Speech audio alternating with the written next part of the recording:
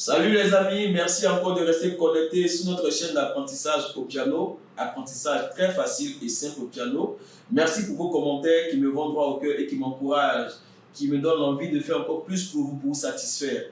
Toutes mes excuses pour la vidéo précédente qui n'avait pas l'option des commentaires, c'était juste à une erreur de paramétrage et vous aurez désormais l'occasion de commenter toutes les vidéos.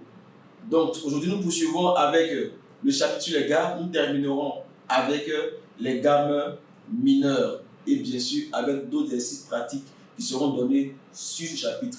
A tout de suite.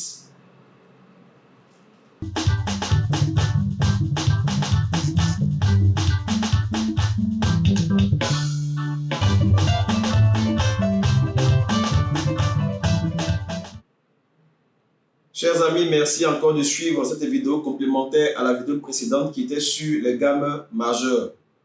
Ce soir, donc, nous poursuivrons avec les gammes mineures. Alors, tout de suite, rappelez-vous, toutes les notions qui ont été dites concernant les gammes majeures, elles sont effectivement valables aussi pour les gammes mineures. C'est-à-dire, chaque note est appelée degré dans une gamme. La première note revient à la 8e position. Et les notes, en fonction de leur position dans la gamme, portent des différents noms. Cela est aussi valable pour les gammes mineures. Alors, au niveau des gammes mineures, retenez simplement qu'il y a de 3 styles distinctes.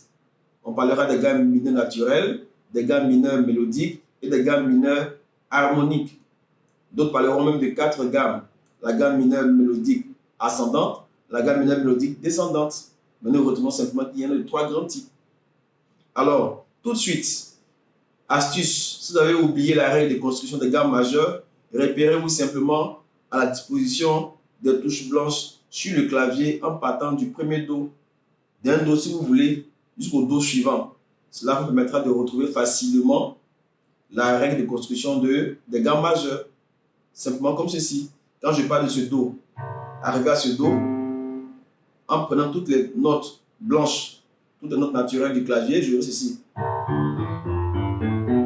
Voilà. Je venais en fait de jouer la gamme majeure de Do. Et en observant les intervalles en chaque note, je pourrais ressortir la règle de construction des gammes majeures. Rappelez-vous qu'il y a un ton, demi-ton, un ton, un ton, un ton et demi-ton à la fin. Alors, au niveau des gammes mineures, la première gamme qui s'offre à nous, c'est la gamme mineure naturelle. Alors, elle est très simple à repérer aussi. Si on part de notre clavier à partir de la note La pour arriver au La suivant, je pars jusqu'au La suivant en appuyant toutes les notes naturelles, bien sûr dans l'ordre. J'aurai ceci. Voilà, je pars de là, j'arrive là. En observant très bien l'écart qui existe entre les notes jusque-là, cela me ressortira la règle de construction simplement des gammes mineures naturelles. C'est le raccourci, c'est l'astuce pour te retrouver facilement. Alors, à partir de cela, nous sortons directement la règle de construction des gammes mineures qui est celle-ci. La règle est un ton, demi-ton, un ton, demi-ton, un ton et un ton. Donc, avec cette échelle, cette règle donnée, vous pouvez à partir de n'importe quelle note construire votre gamme mineure naturelle.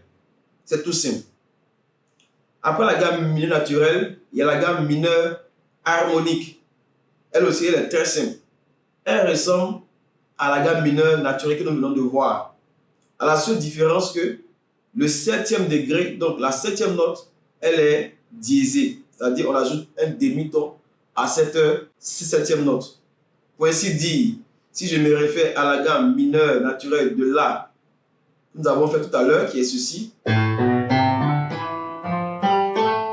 Le 7e degré, c'est celui-là, c'est le sol qui est là. Donc c'est celui-ci qui sera diésé, c'est-à-dire on ajoute un demi-ton dessus pour que nous obtenons la gamme mineure harmonique de La. Alors j'aurai ceci, en gamme mineure harmonique de La. Sol dièse plutôt et La. C'est tout.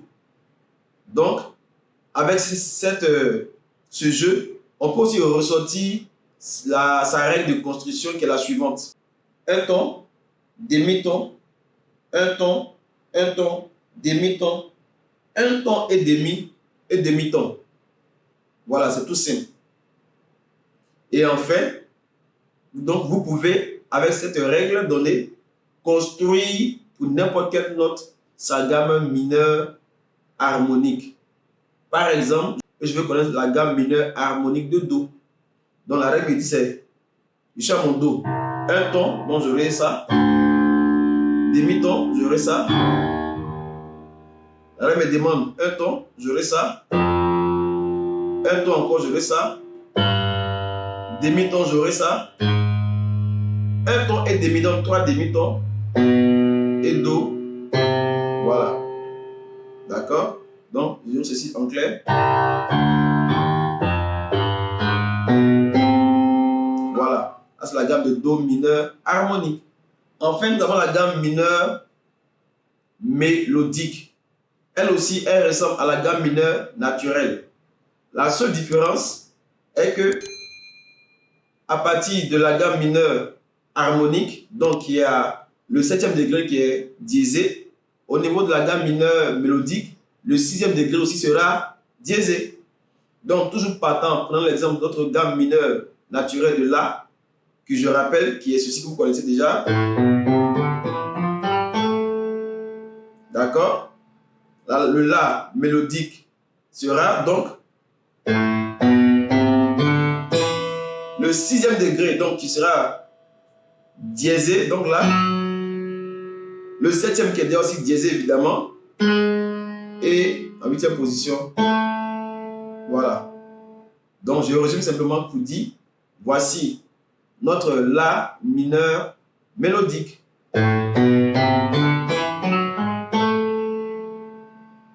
Voilà. Tout simple. Et avec ces notes, nous pouvons tirer aussi la règle de construction des gammes mineures mélodiques. Et la règle est la suivante. Un ton, demi-ton, un ton, demi-ton. Voici la règle suivante qui permettra de construire pour n'importe quelle note la gamme mineure mélodique. Alors, de manière pratique, la gamme mineure mélodique, de manière spéciale, lorsque tu joues la série ascendante, on conseille de faire, évidemment, de jouer la série mélodique ascendante, comme telle que nous voulons la voir, mais à la série descendante, de faire la gamme mineure naturelle. Voilà. Par exemple, si je veux jouer la gamme mineure mélodique de La, ça me fera ceci. Mais à la descente, je joue la gamme mineure de La naturelle. Waouh, c'est très beau, c'est très intéressant à entendre. D'accord? Donc, voici tout ce qui concerne les gammes mineures dans la musique.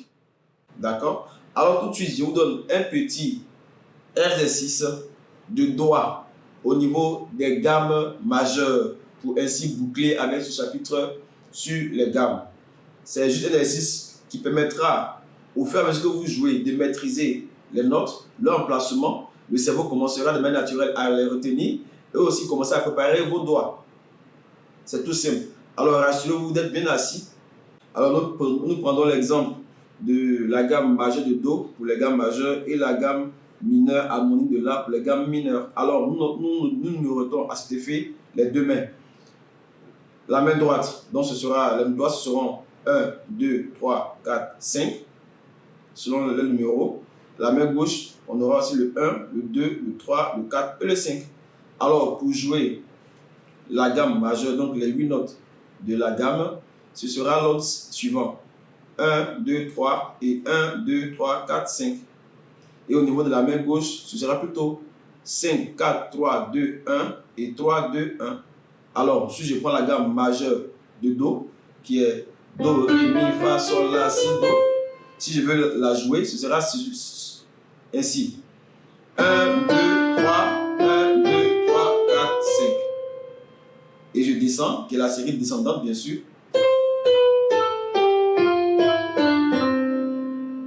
Voilà. Donc, vous prenez le temps de faire ça doucement. Au fur et à mesure que vous pouvez accélérer le rythme de votre exercice. Après ça, vous passez à la gamme de Ré. Voilà, avec le même ordre. 1, 2, 3. 5. La gamme de Mi, ainsi de suite. Puisque vous aurez pris le temps, avec les règles de construction de la gamme majeure, de trouver pour chaque note donner sa gamme majeure, et vous le faites. Vous pouvez le faire aussi pour les notes altérées, Do dièse, Ré dièse, Fa dièse, ainsi de suite. Au niveau de la gamme mineure, c'est la même chose aussi. Le même ordre, la même chose. La gamme mineure de La, mineur harmonique bien sûr. On aura ceci. 1, 2, 3. 1, 2, 3, 4, 5. La descente.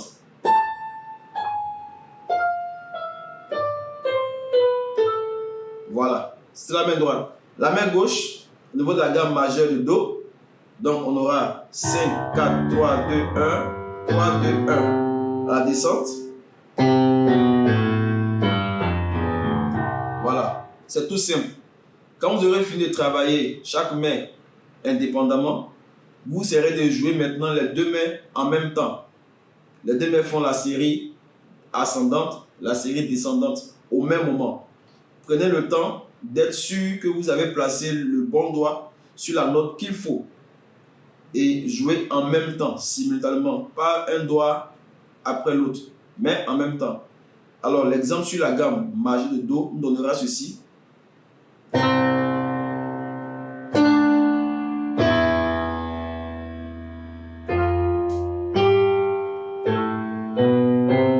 Voilà. Et on descend.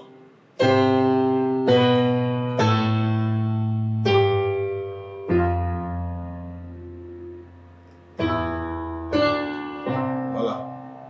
Prenez le temps de bien regarder et jouer les deux mains ensemble.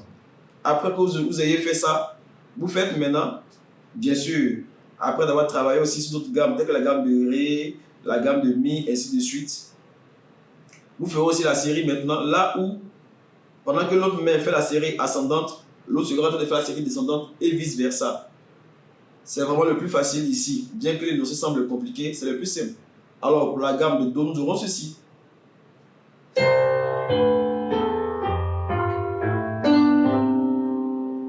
Et inversement, c'est tout simple. Donc, vraiment, c'est ce petit exercice de doigts que je voudrais vous laisser. Travaillez gamme par gamme. Prenez le temps de travailler. Commencez par les gammes majeures au niveau des notes naturelles.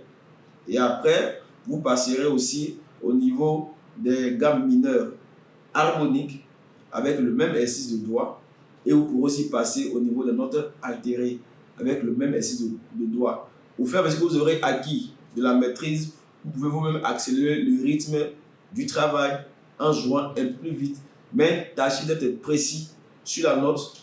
Tâchez de ne pas laisser les doigts hors du clavier, ni les doigts trop levés sur le clavier, mais gardez les doigts sur le clavier. C'est la bonne posture pour les doigts. Ne concentrez pas les poignets, soyez relax. Les doigts aussi bien relax, défaits, mais soyez précis en prenant le temps de bien faire sonner, bien faire entendre la note. Retenez ceci simplement, que les gammes majeures et les gammes mineures, il y a parfois des ressemblances. Ça veut dire quoi? Il y a des gammes qui sont mineures, mais qui ressemblent à des gammes majeures. Ça veut dire qu'elles ont presque les mêmes notes, à quelques différences près. En ce moment, on parle de gamme majeure et de sa relative mineure. Alors, c'est tout simple. Pour savoir quelle gamme mineure ressemble à une gamme majeure donnée, il suffit de se référer simplement à la sixième note qui se trouve dans la gamme majeure. Cette sixième note portera le nom de la gamme mineure qui ressemble à cette gamme majeure en question. Ça veut dire quoi?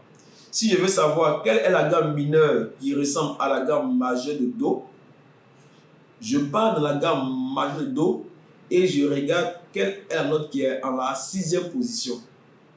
C'est elle qui sera la relative mineure de Do. Donc, ceci étant, dans la gamme majeure de Do, j'ai 1, 2, 3, 4, 5, 6. Effectivement, c'est la note La. Cela veut dire que c'est le La qui est la relative mineure de la gamme majeure de Do. En réalité, si je considère la gamme mineure de La, mineure harmonique bien sûr, je verrai exactement les mêmes notes qui sont dans la gamme de Do. Simplement, à une nuance près. Rappelons-nous la gamme mineure harmonique de La qui est ceci. Vous voyez, c'est toutes les notes naturelles qui sont dans la gamme de Do qui se retrouvent ici. Seulement, c'est le sol seul qui prend le dièse. Voilà, donc voilà comment on retrouve une gamme majeure avec sa relative mineure. Donc, prenez n'importe quelle gamme majeure, regardez simplement le sixième degré, la sixième note, elle correspond exactement à sa relative mineure. Inversement, lorsque vous retrouvez dans la gamme mineure, sa relative majeure porte le nom de la troisième note, du troisième degré. Voilà. Et c'est simple. L'exemple toujours, si je prends la gamme mineure harmonique de La, qui est 1, 2, 3, vous voyez, le 3 tombe sur Do. C'est pourquoi tout à l'heure on a vu que le Do était sa relative majeure. Voilà. Et cela fait que, de ce fait, on appelle les degrés, les sixième degrés, les troisième degrés, les notes modales. Les notes modales. Parce qu'à partir d'elles, on peut soit retrouver la relative mineure si on est dans la gamme majeure, ou soit retrouver la relative majeure si on est dans la gamme mineure. C'est tout simple. C'est des choses que vous devez savoir pour aller de l'avant. La dernière chose ici, je finis par là.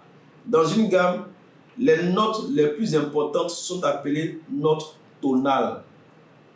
Il s'agit du premier degré, du quatrième degré et du cinquième degré. On les appelle notes tonales. Elles sont les plus importantes. Vous allez voir bientôt leur importance lorsque nous parlerons d'accompagner un chant. Elles seront très utiles pour l'accompagnement d'un chant. C'est comme dans une famille. Tout le monde n'a pas la même valeur, la même importance. Certainement dans le commun des mortels, ceux qui ont l'argent, ceux qui sont aisés, on les considère comme les plus importants. Cette discrimination existe aussi dans la musique. Chaque note est là, mais nous disons que les plus importants, il s'agit du premier degré, du quatrième degré et du cinquième degré. Voici alors la fin de ce chapitre sur les gammes.